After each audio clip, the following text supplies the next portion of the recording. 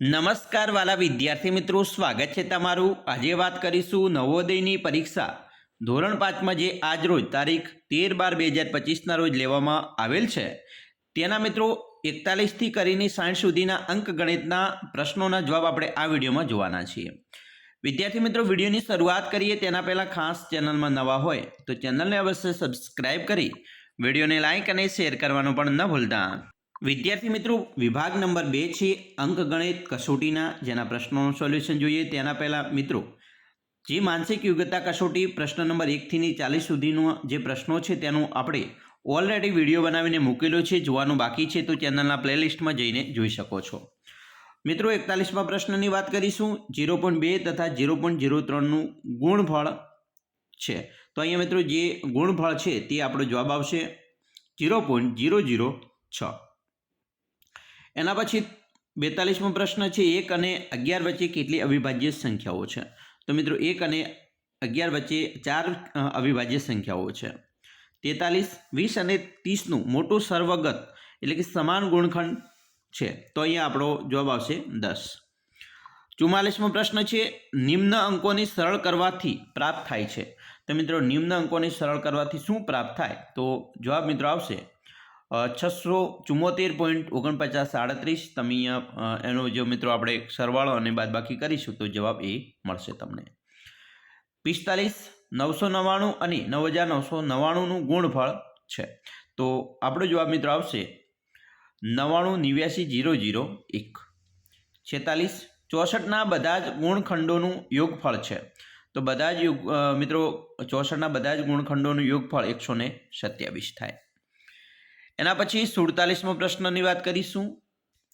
3/3 ભાગ્યા 3/3 ગુણ્યા 2 વત્તા 3/3 બરાબર છે, તો અહીંયા આપણો જવાબ આવશે 7/3। 48, 100 સેન્ટીમીટર સ્ક્વેરને m સ્ક્વેર એટલે કે વર્ગ મીટરમાં બદલવાથી પ્રાપ્ત થાય છે, તો શું પ્રાપ્ત થાય? તો તે જવાબ આવશે 0.01 મીટર સ્ક્વેર। 49, 0.1 ગુણ્યા 0.1 ગુણ્યા 0.1 બરાબર છે, તો શું છે? તો જવાબ આવશે 0.001।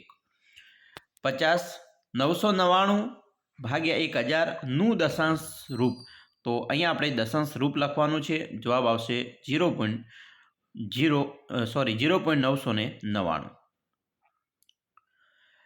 51, 0.238 અવિભાજ્ય રૂપ છે, તો અવિભાજ્ય રૂપ આવશે 119/500।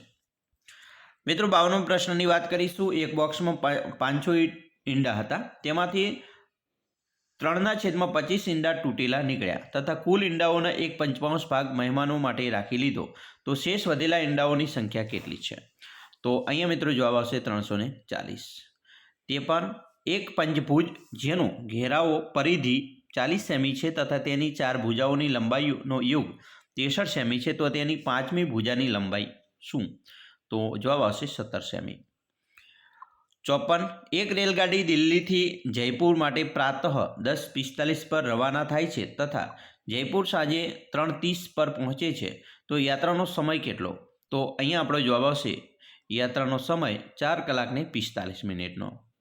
55, એક ફળ વિક્રેતાએ 1500ના સફરજન વેચાતા લીધા અને તેને પોતાની દુકાન પર લાવવા માટે ₹100 ખર્ચ કર્યો।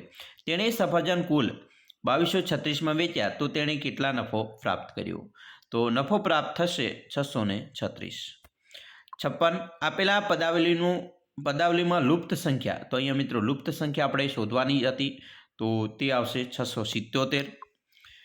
એના પછી મિત્રો જોઈશું 57મો પ્રશ્ન। એક દુકાનદારે ₹200ની દિવાલ ઘડિયાળ ખરીદી અને ₹40ના લાભની સાથે વેચી દીધી, તે દિવાલ ઘડિયાળનું વેચાણ મૂલ્ય કેટલું? તો અહીંયા મિત્રો વેચાણ મૂલ્ય થશે 240। 58, એક લંબચોરસના બધા જ અંતઃકોણોનું યોગફળ બને છે, તો કેટલું બનશે? 360°। અને 59, 115 પરિવારોના સર્વેમાં અંકિત કરવામાં આવ્યું કે પ્રત્યેક પરિવારમાં કેટલા બાળકો છે, તે અંકોને આલેખ એટલે કે બાર ગ્રાફ દ્વારા દર્શાવવામાં આવ્યું છે। બાર ગ્રાફમાં જે પરિવારોની સંખ્યા જેમાં કોઈ જ બાળક નથી તેવા કુલ કેટલા પરિવાર છે?